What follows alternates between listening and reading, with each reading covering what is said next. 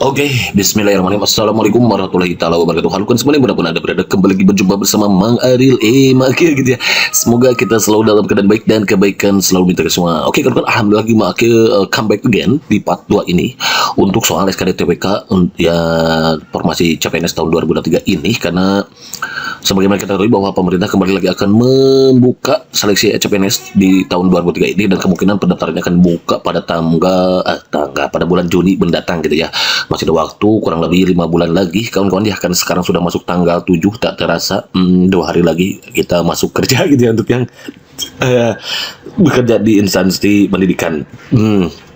Dan kawan-kawan perlu kawan ketahui di prediksi di sebelumnya Mak sudah berbagi prediksi SKDTPK untuk part 1. Di part 2 nya Mak akan membahas mengenai TWK berkaitan dengan BPUPKI dan PPKI gitu ya.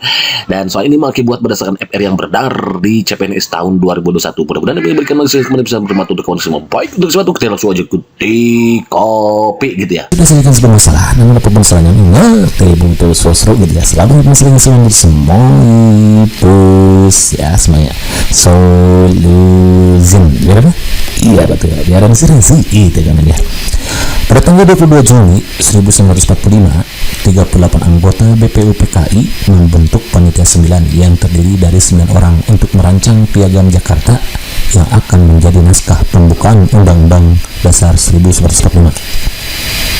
Setelah dihilangkan anak kalimat, maka naskah Piagam Jakarta menjadi naskah pembukaan Undang-Undang Dasar 1945 yang disahkan pada tanggal 18 Agustus tahun 1945 oleh Panitia Persiapan Kemerdekaan Indonesia atau PPKI gitu ya maksudnya. Anak kalimat yang dimaksud adalah bla bla bla. Oke kawan-kawan, perlu kita ketahui bahwa ya, jadi BPUPKI itu dibubarkan tanggal 7 Agustus. Pokoknya materi tentang BPKI sudah dibahaskan dibuat video sebelumnya.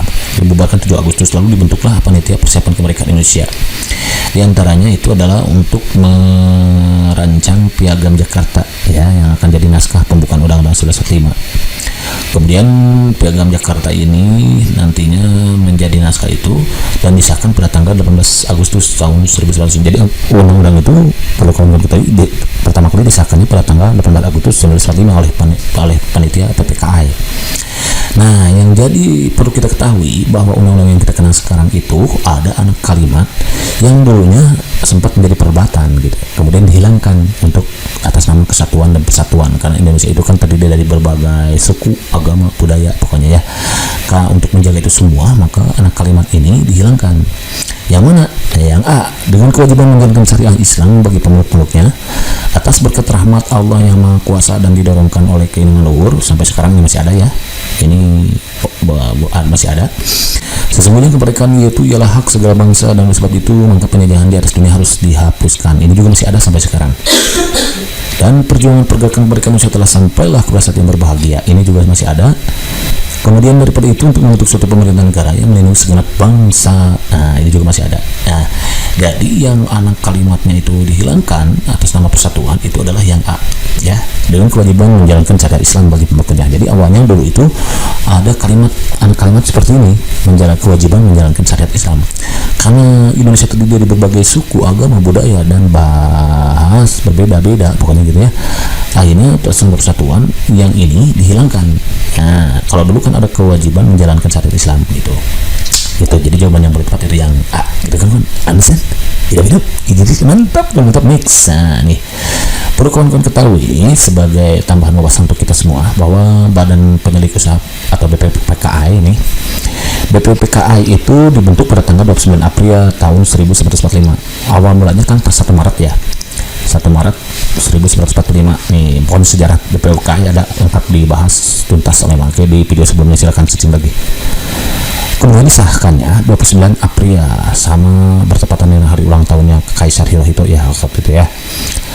Adalah badan yang menyusun rancangan UUD itu 1945 pada masa sidang pertama yang berlangsung di tanggal 28 Mei sampai 1 Juni ya. 28 Mei itu persiapan, pelaksanaannya sih sampai 29 Juni. Kalau 28 Mei ini persiapan termasuk pelantikan waktu itu kalau nggak salah, sampai 1 Juni. Nah, hingga ini Soekarno menyampaikan gagasan tentang dasar negara yang diberi nama Pancasila atau yang kita kenal sampai sekarang ini Pancasila. Oke. Pada tanggal 22 Juli 1945, 38 orang anggota BPUPKI membentuk panitia 9 yang terdiri dari 9 orang. Jadi panitia 9 juga disebut panitia kecil ya. Ada panitia 9, ada panitia 7. Nah, silakan searching lagi video Maki sebelumnya. Atau nanti mungkin Maki akan bahas khusus untuk panitia 9-nya, untuk panitia 7-nya. Kemudian untuk merancang Piagam Jakarta. Ya, dulu Piagam Jakarta gitu ya dikenalnya ya.